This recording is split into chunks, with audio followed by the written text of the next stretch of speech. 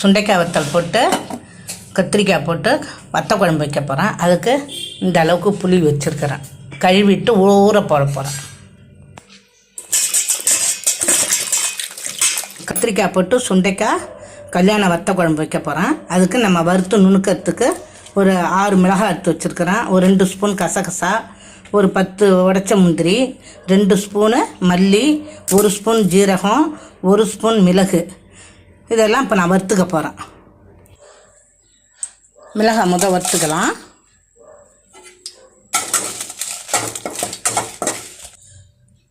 மிளகாய் வறுத்து எடுத்துட்டேன்.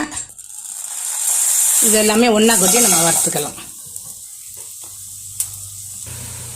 கொஞ்சம் வறுந்துட்டு இப்போ நான் கசகசா கொட்டிடுறேன். இப்போ இதில் ஒரு முடி தேங்காய் திருவி போட்டிருக்கேன். அதையும் கொஞ்சம் வறுத்து எடுத்துப்போம். இப்போ இதில் வானலில் எண்ணெய் ஊற்றிருக்கிறேன். சுண்டைக்காய் வத்த வறுக்க போகிறேன். இப்போ நீங்கள் நல்லெண்ணெய் ஊற்றி செய்யலாம். நான் கடலெண்ணெய் ஊற்றி செய்கிறேன். நல்லெண்ணெயும் ஊற்றி செய்யலாம், கடலெண்ணெயும் ஊற்றி செய்யலாம். ஒரு பிடிக்கானோ நான் சுண்டை வத்த போடுறேன். இந்த ஸ்டேஜ் போதும். நம்ம வத்தல் அள்ளிடலாம், எடுத்துடலாம்.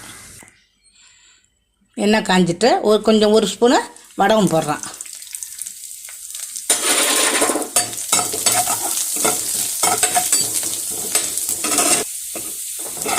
ரெண்டே 2 மிளகாய் கிள்ளி போட்டிருக்கேன். கொஞ்சோண்டு பெருங்காயம், கொஞ்சமாக கருவேப்பிலை, சின்ன வெங்காயம் 1 கப்பு உரித்து வச்சுருக்கேன். 1/4 கிலோ வெங்காயம் இதை போட்டுடலாம். 3 பூண்டு, முழு பூண்டு உரித்து வச்சுருக்கேன். அதையும் இது கூட கொட்டிக்கலாம்.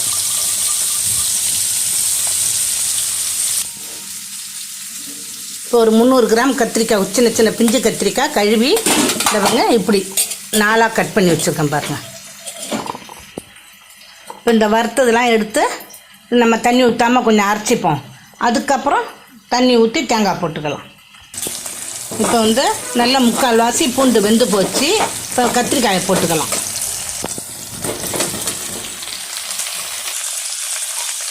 கத்திரிக்காய் காம்பு இந்த அளவுக்கு விட்டு கட் பண்ணிக்கோங்க, பிரியாமல் இருக்கும். இந்த கத்திரிக்காயில் காரம் எடுத்துக்கோசரம் ஒரு 1/4 ஸ்பூனு தனி மிளகாய்த்தூள் போடுறேன். இப்போ எடுத்த புளியை நான் கரைச்சி வச்சுருக்கிறேன். அது காய் வெந்து போச்சு. கத்திரிக்காய் நல்லா வதங்கிட்டு இப்போ அதில் எடுத்து ஊற்றிடலாம்.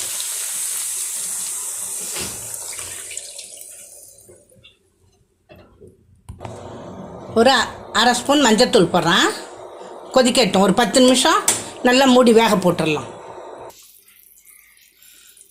இந்த அளவு சால்ட்டு போடுறேன். நம்ம பத்தலைன்னா அப்புறம் பார்த்துட்டு போட்டுக்கலாம்.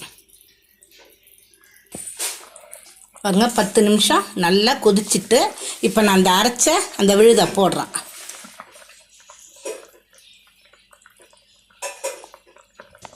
அதில் கொஞ்சோண்டு தண்ணி கலந்து ஊற்றிக்கலாம்.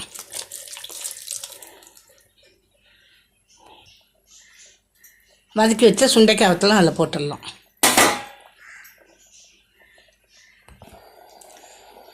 பத்து நிமிஷம் மூடி கொஞ்சம் கொதிக்க விடுவோம். கொஞ்சம் வெல்லம் எடுத்து வச்சுருக்கிறேன். இதையும் இதில் போட்டுடலாம். பாருங்கள், எண்ணெய் நல்லா பிரிஞ்சு வருது. இப்போ இந்த வெல்லம் போட்டதுனால இனிப்பு, புளிப்பு, இந்த காரம் எல்லாம் அப்படியே திட்டமாக வரும். அப்படியே இன்னொரு 5 நிமிஷம் கொதிக்க வச்சு நம்ம இறக்கிடலாம். எண்ணெய் பிரிஞ்சு எவ்வளோ சூப்பராக இருக்குது பாருங்கள்.